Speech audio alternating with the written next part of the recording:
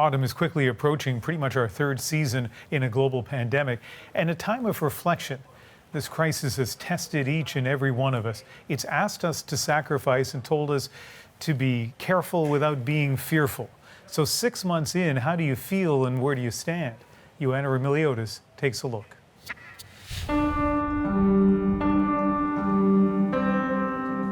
It's almost imperceptible, a quiet, tired shift in a collective mood as summer wanes and winter beckons.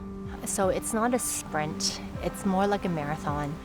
A marathon, it's a metaphor for this pandemic, a long, exhausting grind, only this one has no clear finish line.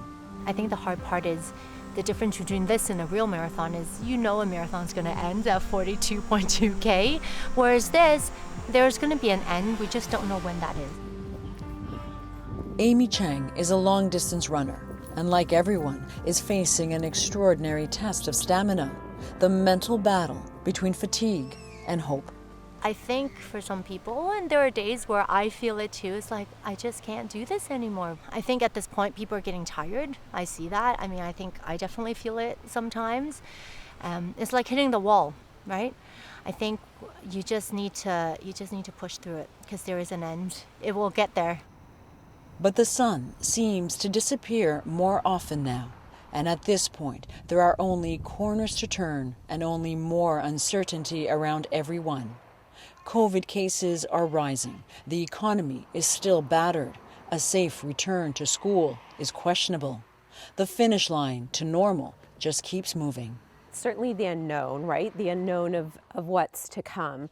I think the other piece is going back to school is a little bit of the light at the end of the tunnel. And so I kind of feel like if that light is gone, then what is the light kind of going forward? That kind of one thing that you can kind of fixate on to kind of get you across the finish line. And are you going to go in Sunnybrook or are you just going to go to the school? Karen Pugliese says getting to the end of the last school year felt like a race, and it drained her. The thought alone of more shutdowns as cold weather looms is exhausting. I think is really daunting, especially, October, November months aren't exactly beautiful, sunny, wonderful months in Toronto. They're usually rainy and cloudy and cool, and so it's not going to be, let's go outside for some fresh air. We'll be fighting over, who's going to take the dog for a walk in the rain. The only steadiness is in the present. Karen has taken up yoga. It's one way of finding Zen in a moment that is more chaotic than ever, of giving in rather than giving up. So, if I spend a lot of time focusing on it, it's very overwhelming, right? Because it becomes like a what if scenario, right? And I think that's a scary path to go down, right? Because the what ifs are, momentous and there's lots of them. So trying not to look at the big picture? Trying not to look at the big picture and trying to just kind of, I'm going to say count our blessings. So as someone who loves to plan and loves to know everything that I want to do in the future, this time of uncertainty has been really difficult when you can't plan. You don't know what's coming, and it's not just you, it's literally the whole world. The pandemic was a serve Kokeb Solomon didn't see coming, and it threw her. The university student had plans to travel. Instead, her world only got smaller, and some days feel like she is running to nowhere.